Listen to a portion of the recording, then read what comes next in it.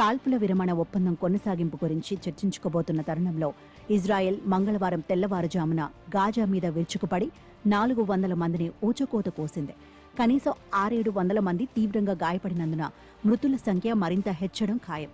Khan Younis, రఫా, ఉత్తర Gaza, Gaza city ఇత్యాది Gaza పట్టీలోని పలు ప్రాంతాల మీద ఇజ్రాయెల్ విమానాలు బాంబుల వర్షం కురిపించాయి. ఇంతటి దుర్మార్గాన్ని కలలో కూడా ఊహించని కారణంగా పెద్ద సంఖ్యలో స్త్రీలు, పిల్లలతో సహా వందలాది మంది ఇజ్రాయెల్ చేతికి ఇలా సునాయాసంగా చిక్కి బలైపోయారు.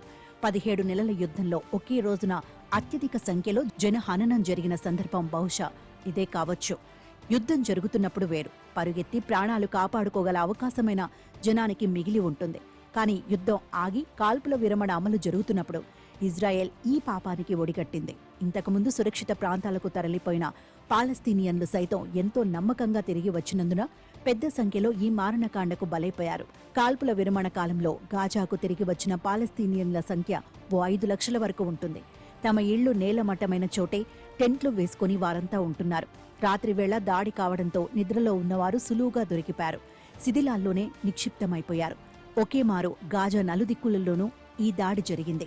F-16, F-35 వంటి యుద్ధ విమానాలతో పాటు హెలికాప్టర్లు, డ్రోన్లు కూడా ఆకాశం నుంచి నిప్పులు కురిపిస్తుంటే నేల మీద ట్యాంకులు విరుచుకుపడ్డాయి.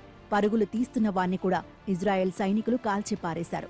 ఇప్పటికే ఆస్పత్రులన్నీ ధ్వంసమై మిగిలిన ఆ 1-2 ఆస్పత్రుల్లో కూడా మందులు, వైద్యులు లేని స్థితిలో ఇప్పుడు జరిగిన భయానకమైన దాడి మరింత తీవ్రమైన సంక్షోభాన్ని సృష్టించింది. గాయపడిన ప్రతి వ్యక్తి చికిత్స అందక ఖచ్చితంగా కన్నుమూయాల్సిన పరిస్థితులున్నాయి. బందీలుగా ఉన్న వారందర్నీ వదిలేయమని అమెరికా అధ్యక్షుడు హమాస్ను ఆదేశిస్తే సదరు సంస్థ ఆ మాట విననందుకు శిక్షగా ఈ ఊచకోత జరిగిందట. ట్రంప్కు చెప్పే చేశామనో, ఇలా చెయ్యమని ఆయనే చెప్పారనో ఇజ్రాయెల్ అధినేతలు అంటున్నారు. అవును, ఈ మారణకాండకు మేమే గ్రీన్ సిగ్నల్ ఇచ్చామని అమెరికా గర్వంగా చెప్పుకుంటోంది.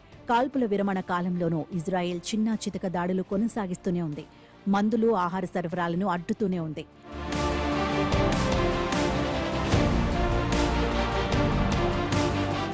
అయినా హమాస్ మెత్తబడిన కారణంగా బందీల పరస్పర అప్పగింతలు సజావుగానే సాగుతున్నాయి. ఒప్పందాన్ని ఏ క్షణాన్నైనా కాలతన్ని మళ్లీ యుద్ధానికి కాలుదువ్వే హక్కు తనకు ఉందని ఇజ్రాయెల్ ప్రధాని నెతన్యాహు ఆది నుంచే వాదిస్తున్నారు. 6 వారాల క్రితం బలహీనంగా ఉన్న నెతన్యాహు ఇప్పుడు మళ్లీ అమెరికా ఆయుధాలను పోగేసుకుని బలపడ్డాడని, అస్త్రాలకు పదును పెట్టడం, సైనికులకు విశ్రాంతినివ్వడం, యుద్ధ విమానాలకు రిపేర్లు చేసుకోవడం వంటివి పూర్తి కావడంతోనే విరుచుకుపడ్డారని అంటారు. కాల్పులు నిలిచిన కాలంలో ఎంతో మంది హమాస్ కీలక నాయకులను ఇజ్రాయెల్ గుర్తించడంతో ఇప్పుడు పెద్ద సంఖ్యలో వారిని మట్టుపెట్టగలిగింది. ఒప్పందం 2వ దశలోకి ప్రవేశిస్తే గాజా నుంచి ఇజ్రాయెల్ తన సైన్యాన్ని ఉపసంహరించుకోవాల్సి వస్తుంది. అంటే గాజాను ఏలుకోమని మళ్లీ హమాస్కు ఇచ్చేయడమే. అటువంటి సూచనలు ఏమాత్రం కనిపించినా నెతన్యాహు మిత్రపక్షాలు ఆయనకు మద్దతు ఉపసంహరించుకుంటాయి.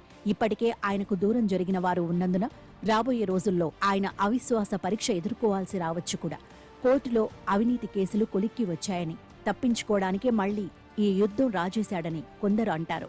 మొత్తానికి మంగళవారం ఊచకోతతో పరిస్థితి మొదటికి వచ్చింది. హమాస్, ఇజ్రాయెల్ మధ్య 2 నెలల కాల్పుల విరమణ ఒప్పందం స్థానంలో మరింత ఉద్రిక్త వాతావరణం ఏర్పడింది.